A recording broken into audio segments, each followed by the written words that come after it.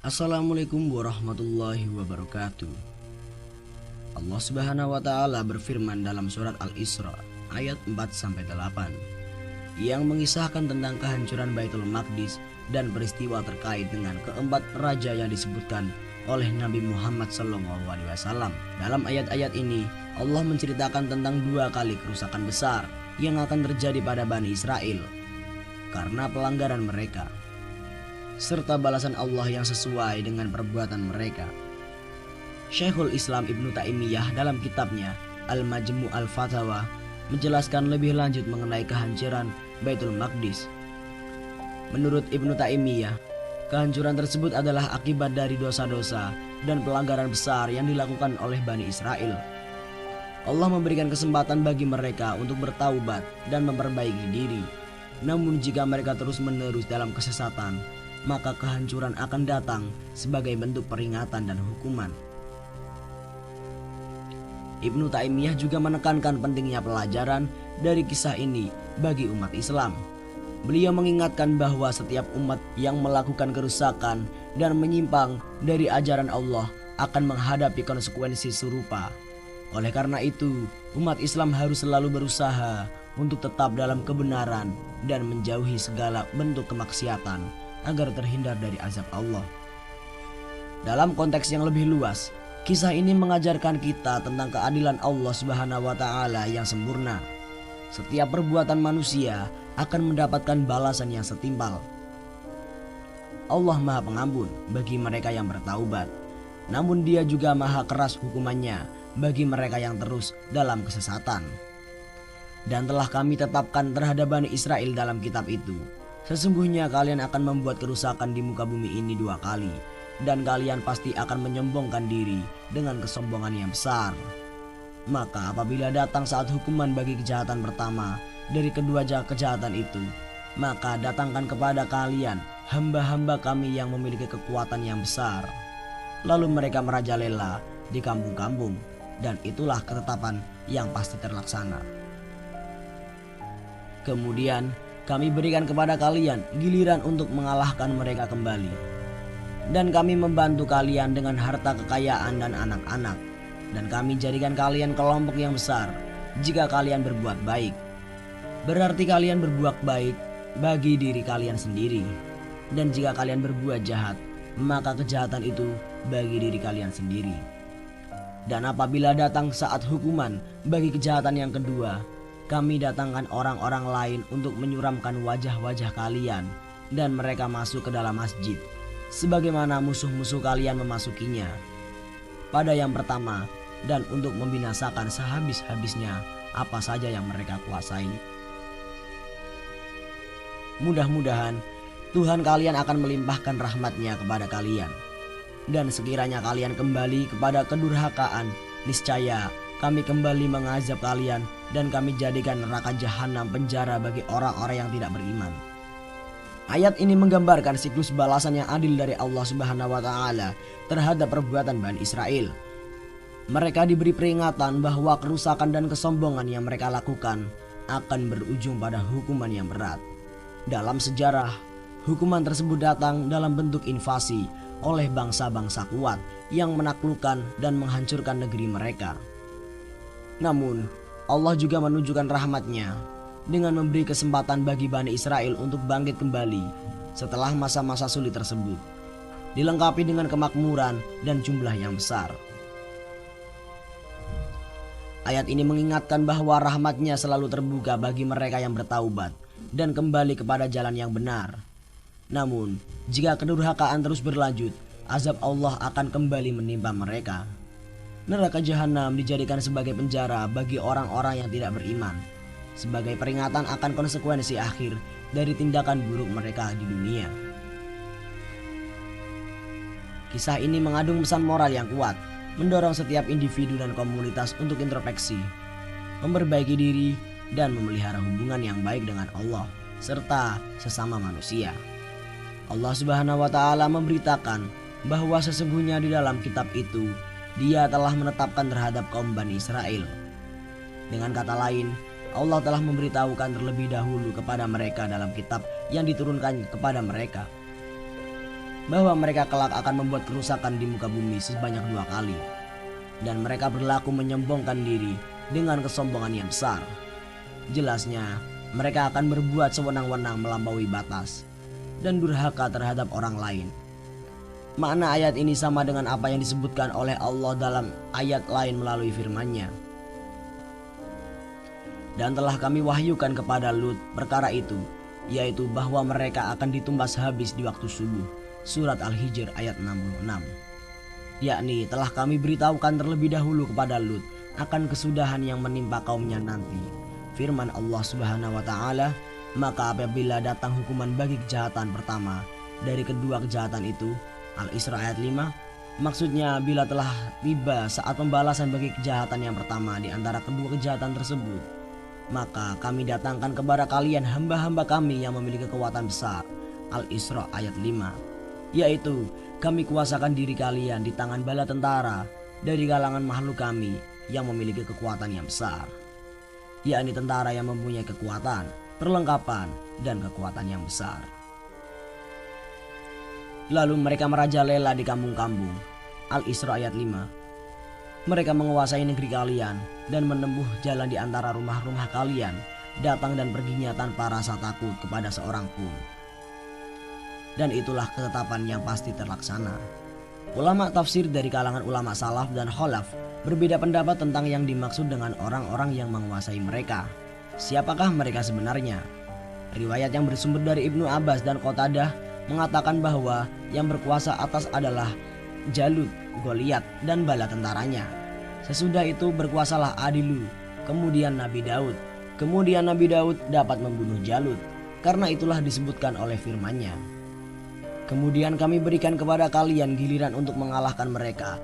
Al-Isra ayat 6 hingga akhir ayat. Telah diriwayatkan dari Sa'id ibnu Jubair bahwa orang yang dimaksud adalah Raja Sanjarib dan bala tentaranya. Diriwayatkan pula dari Sa'id ibnu Jubair dan dari selainnya bahwa orang yang dimaksud adalah Bukhtanasar, Raja negeri Babilonia. Sehubungan dengan hal ini, Ibnu Abu Hatim telah menuturkan kisah yang aneh dari Sa'id ibnu Jubair tentang fase-fase peningkatan yang dialami oleh Bukhtanasar dari suatu tingkatan ke tingkatan lain yang lebih tinggi, hingga berhasil menempati kedudukan raja. Asalnya, Bukhtanasar adalah seorang yang miskin, pengangguran lagi lemah ekonominya. Kerjanya hanya meminta-minta kepada orang lain untuk mendapatkan sesuap nasi. Kemudian, setapak demi setapak, keadaannya meningkat, hingga sampailah ia pada kedudukan yang tinggi dan berhasil menjadi raja. Setelah menjadi raja, ia berjalan bersama pasukannya, menyerang negeri-negeri yang ada di sekitar Baitul Maqdis dan membunuh banyak manusia dari kalangan Bani Israel yang mendiaminya. Ibnu Jarir dalam bab ini telah meriwayatkan sebuah kisah yang ia sandarkan kepada Huzaifah secara marfu. Kisahnya cukup panjang, tetapi kisah ini dikategorikan sebagai hadis maudhu yang tidak diragukan lagi kemauduannya. Tidaklah pantas bila hadis seperti ini diketengahkan oleh seorang yang berpengetahuan minim, sekalipun dalam riwayat hadis. Terlebih lagi bila hadis ini diriwayatkan oleh seorang yang berkedudukan tinggi dan berpredikat sebagai imam seperti Ibnu Jarir. Kisah ini menunjukkan siklus kebangkitan dan kejatuhan umat serta hubungannya dengan kebijaksanaan Allah dalam menegakkan keadilan. Ayat-ayat ini juga menyoroti pentingnya berbuat baik dan menjauhi kejahatan, serta konsekuensi yang akan dihadapi sebagai akibat perbuatan manusia.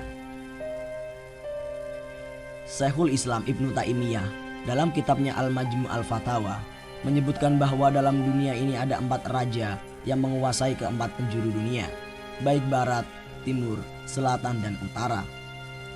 2 di antaranya adalah pemimpin yang beriman, yaitu Raja Zulkarnain dan Nabi Sulaiman alaihissalam. Sementara 2 lainnya adalah pemimpin yang kafir. Ini menggarisbawahi pentingnya pengertian sejarah dan hikmah dari kisah-kisah yang terdapat dalam Al-Quran, serta relevansinya dengan kondisi umat manusia dalam berbagai zaman.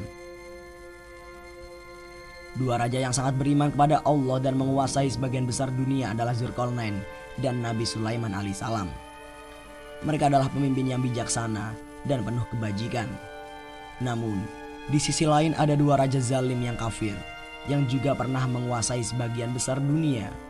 Salah satunya adalah Namrud, yang hidup pada zaman Nabi Ibrahim alaihissalam.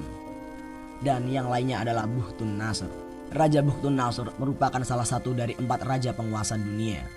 Sebagaimana disebutkan oleh Imam Ibnu Athir dalam kitab Al-Kamil, para ulama berselisih pendapat tentang kapan Bukhtun Nasr diutus oleh Allah Azza wa Jalla untuk menghancurkan orang-orang Yahudi dan Baitul Maqdis. Ada yang berpendapat bahwa Bukhtun Nasr hidup sezaman dengan beberapa nabi. Di antaranya nabi adalah Nabi Daniel, Irminia, Hanania, Azaria, dan Misailah. Namun, ada juga yang berpendapat bahwa Bukhtun Nasr muncul setelah Bani Israel, khususnya orang-orang Yahudi membunuh para nabi, termasuk Nabi Yahya bin Zakaria dan ayahandanya Zakaria. Bahkan mereka menyerang Nabi Isa alaihissalam, sehingga Allah mengangkatnya ke langit sebagai hukuman atas perbuatan mereka yang keji. Kisah Bukhtun Nasr sangat menarik karena mencerminkan keadilan Allah Subhanahu wa Ta'ala terhadap orang-orang yang berlaku zalim dan menghina para nabinya. Allah mencatat dalam Al-Quran tentang kezaliman mereka. Siapakah yang lebih zalim daripada orang yang melarang masjid-masjid Allah digunakan sebagai tempat berzikir di dalamnya dan berusaha merobohkannya? Mereka itu tidak pantas memasukinya, kecuali dengan rasa takut kepada Allah. Mereka mendapat kehinaan di dunia dan mendapatkan azab yang berat di akhirat. Quran Surat Al-Baqarah ayat 114. Diriwayatkan oleh Ibnu Abi Hatim dari Jaur Sa'id atau Ikrimah dari Ibnu Abbas berkata bahwa orang-orang Quraisy pernah melarang Nabi Muhammad SAW melaksanakan sholat di Ka'bah dalam Masjidil Haram. Setelahnya Allah Subhanahu wa Ta'ala menurunkan firman-Nya, dan siapakah yang lebih aniaya daripada orang yang menghalang-halangi menyebut nama Allah di dalam masjid-masjidnya. Kemudian diriwayatkan juga oleh Ibnu Jarir dari Ibnu Zaid berkata, ayat ini turun pada orang-orang musyrik ketika melarang dan menghalangi Nabi Muhammad SAW untuk masuk ke kota Mekah ketika hari Al-Hudaybiyah. Kalau kita membaca ayat ini sekilas, boleh jadi kita akan menganggap ayat ini sudah diganti topik pembicaraan dan berpindah isu dari tema terkait orang-orang Yahudi dan Nasrani menjadi tema terkait dengan umat Islam. Sebab tiba-tiba Allah Subhanahu wa Ta'ala bicara tentang masjid yang terkesan ini urusan internal umat Islam. Namun, apabila kita telah lebih dalam, sebenarnya ayat ini sangat erat hubungannya dengan ayat-ayat sebelumnya, yaitu terkait dengan perilaku jahat kaum Nasrani yang menguasai Baitul Maqdis, kemudian melarang orang lain yaitu Yahudi untuk memasukinya serta merusak atau membakarnya. Setidaknya ini menurut sebagian ulama yang mengatakan bahwa istilah masjid yang di ayat ini adalah Baitul Maqdis. Memang harus diakui ada perbedaan pandangan yang cukup ekstrim di kalangan pakar tafsir klasik, khususnya antara Ibnu Jarir At-Tabari wafat tahun 310 Hijriah dan Ibnu Katsir wafat 774 Hijriah. Ibnu Jarir At-Tabari dalam tafsir Jami'ul Bayan fi Ta'wil Quran yang lebih menyerajihkan pendapat yang mengatakan bahwa ayat ini bicara tentang kejahatan kaum Nasrani kepada Baitul Maqdis. Sedangkan Ibnu Katsir dalam tafsir Al-Quran Al-Azim lebih merajihkan pendapat yang mengatakan bahwa ayat ini bicara tentang kejahatan musyrikin Arab terhadap Masjidil Haram di Mekah. Pendapat pertama mengatakan bahwa masjid yang dimaksud adalah Masjidil Haram di Mekah sebagai masjid yang paling besar ukurannya dari semua masjid yang ada di dunia. Karena itulah layak bila disebut dengan bentuk jamak, yaitu masajid. Ibnu Katsir menjelaskan bahwa masjid yang dimaksud adalah Masjidil Haram, sedangkan mereka yang menghalangi masuk ke dalamnya adalah kalangan musyrikin Arab, dan yang dihalangi tidak lain adalah Nabi Muhammad SAW dan juga para sahabatnya. Kejadiannya dikaitkan dengan niat Nabi Muhammad dan para sahabatnya yang ingin melaksanakan ibadah umroh dari Madinah ke Mekah di tahun ke-6 Hijriah. Bersama dengan 1.400 jamaah umroh, Nabi SAW pada bulan Zulqa'dah di tahun ke-6 berniat menjalankan ibadah umroh ke Mekah. Sayang sekali, belum lagi masuk ke Mekah, rombongan jamaah umroh itu tiba-tiba dihadang oleh pasukan musyrikin Mekah. Di sebuah titik berjarak 25 km dari Masjidil Haram bernama Hudaybiyah. Intinya, kaum musyrikin Mekah tidak mengizinkan Nabi Muhammad SAW dan para sahabatnya juga untuk masuk ke kota Mekah. Sebab antara kedua belah pihak musuh dalam status perang dan bermusuhan. Upaya diplomasi sudah dilakukan, termasuk mengutus Utsman bin Affan masuk ke kota Mekah, karena beliau punya banyak kolega dan keluarga yang bisa menjamin keamanannya selama di Mekah. Negosiasi Utsman memang ada hasilnya, setidaknya berujung kepada perjanjian damai selama 10 tahun. Namun, urusan terlarang masuk Mekah tetap tidak berubah dalam naskah perjanjian itu. Pokoknya jamaah tidak diizinkan masuk Mekah di tahun itu, bolehnya di tahun depan. Disitulah konon menurut para mufassir, kemudian ayat ini turun dan menjadi latar belakang alias asbabun nuzul ayat ini. Pendapat yang lain mengatakan bahwa masjid yang dimaksud itu adalah Baitul Maqdis di Palestina. Adapun yang menghalangi masuk adalah orang-orang Nasrani ketika berhasil merebutnya dan menguasai Baitul Maqdis. Dan mereka yang terhalangi untuk masuk adalah orang-orang Yahudi dan siapapun yang agamanya bukan Nasrani. Yang mendukung pendapat ini diantaranya adalah Ibnu Abbas, Mujahid, dan juga Qatadah. Qatadah menambahi bahwa yang termasuk menghalangi orang dari beribadah di Baitul Maqdis adalah Nebukadnezar.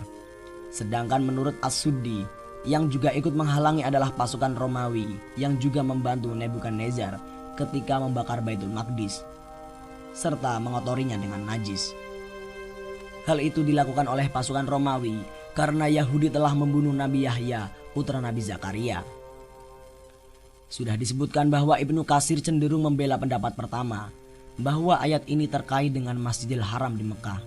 Sedangkan Ibnu Jarir at-Tabari cenderung membela pendapat kedua, yaitu bahwa ayat ini terkait dengan Baitul Maqdis di Palestina. Dalam tafsirnya, Profesor Quraisy Shihab nampak lebih cenderung kepada pendapat Ibnu Katsir, yaitu bahwa ayat ini terkait dengan Masjidil Haram dan bahwa yang melarang untuk memasukinya adalah kaum musyrikin Mekah, sedangkan yang dilarang adalah Nabi Muhammad SAW beserta para sahabatnya. Dan kejadiannya pada tahun ke-6 Hijriah ketika niat kaum muslimin untuk melakukan umroh digagalkan di Hudaybiyah. Namun di balik itu semua ada beberapa kelemahan pendapat ini kalau kita telaah lebih dalam. Yang pertama, membakar masjid. Ayat ini menyebut dengan tegas tentang pembakaran masjid. Sementara kaum musyrikin Mekah tidak pernah melakukan pembakaran Ka'bah, maka Profesor Quraisy Shihab mengatakan bahwa pembakaran yang dimaksud bukan secara hakiki, namun semacam metafora bahwa melarang orang masuk ke Masjidil Haram itu sama saja dengan membakar masjid. Yang kedua, munasabah.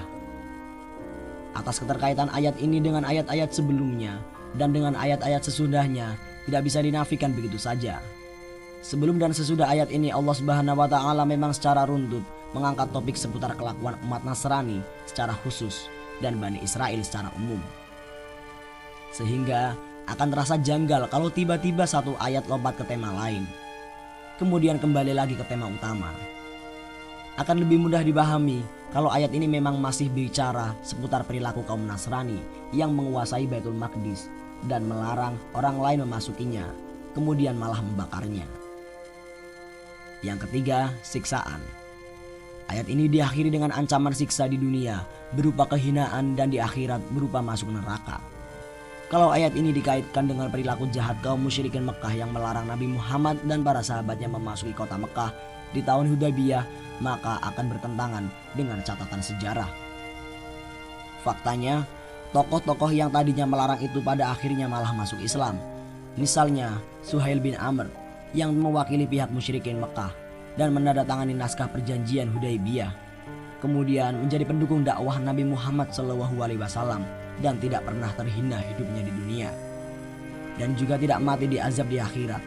Begitu juga dengan Abu Sufyan, Khalid bin Walid, Amr bin Aus radhiyallahu anhu. Semuanya masuk Islam, bahkan mereka menjadi sosok sahabat yang mulia.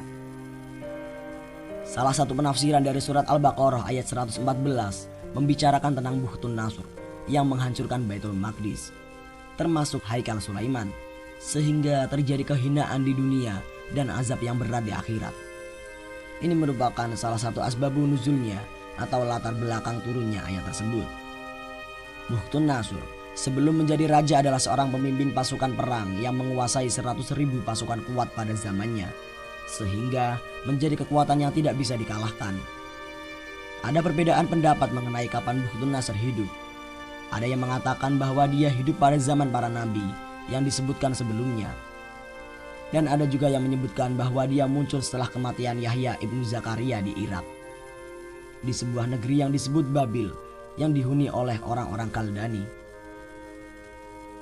Setelah menjadi raja di Babil, Bukhtun Nasr memimpin orang-orang Kaldani dengan kecerdasan perang dan kebijaksanaan lainnya. Dia bahkan dikisahkan pernah membuat kebun yang tergantung di atas langit atas permintaan istrinya yang ingin melihat kehijauan tanaman. Kebun tersebut menjadi bukti kecerdasan teknologi yang dimiliki Bukhtun Nasr pada zamannya. Selain itu, Bukhtun Nasr juga dikenal karena membangun 8 gerbang besar yang terbuat dari emas dan perak untuk mengelilingi negaranya.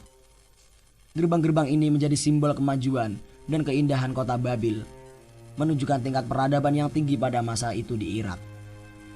Saat itu, Bukhtun Nasr memimpin pasukan sebanyak 100.000 prajurit yang menaklukkan daerah sekitar Irak. Dengan kekuatan yang luar biasa, pasukannya merambah ke utara menuju Syams dan Damaskus. Raja Damaskus gemetar ketika mendengar kedatangan pasukan besar yang dipimpin oleh Bukhtun Nasr. Khawatir akan hancur di tangan kekuatan tersebut.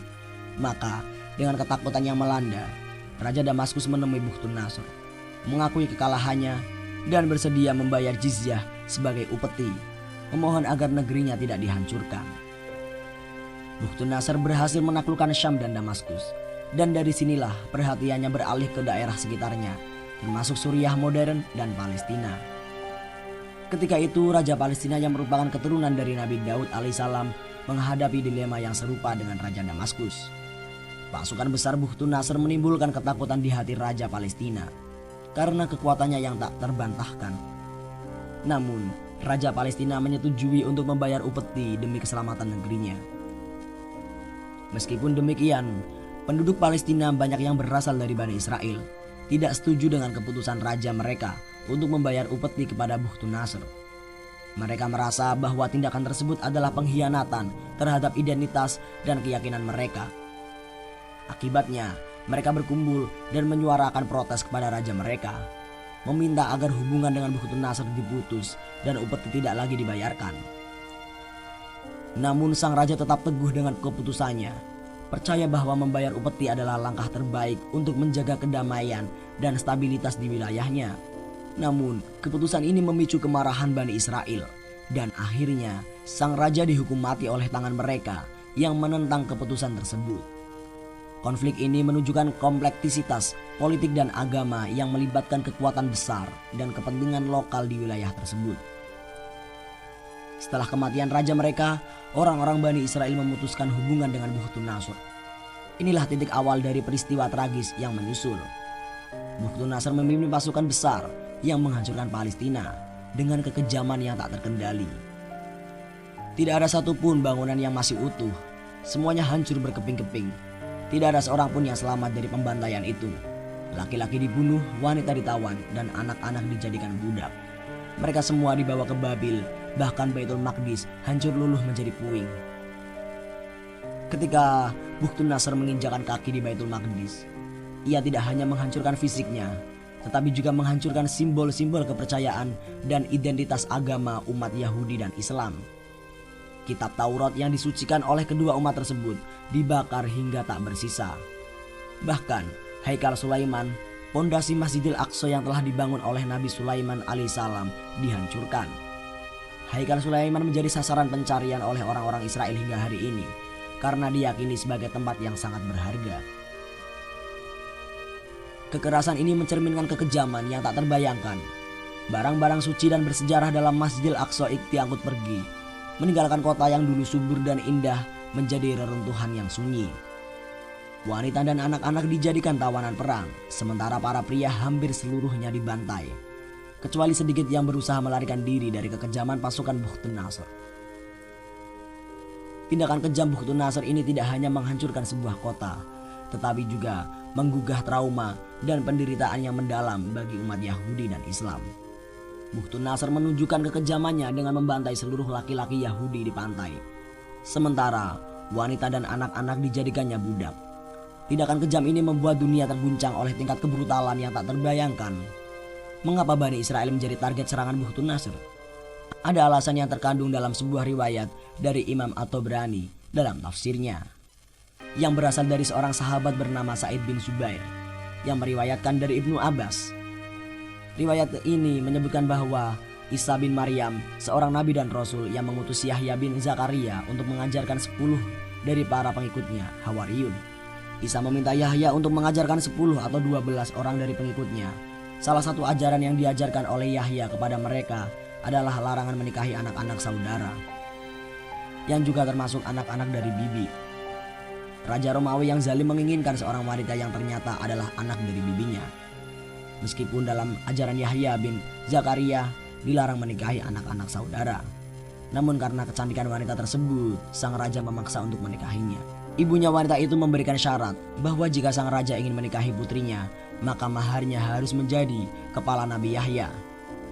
Awalnya sang raja menolak, tetapi akhirnya setuju karena itulah syarat yang diajukan. Akibatnya, raja mengutus pasukan untuk mencari Yahya bin Zakaria. Dalam riwayat tersebut, Yahya bin Zakaria sedang mengajar di masjid kepada orang-orang Hawari. Ketika tiba-tiba mereka dikepung dan ditangkap, Yahya kemudian diseret dan dipenggal lehernya secara brutal.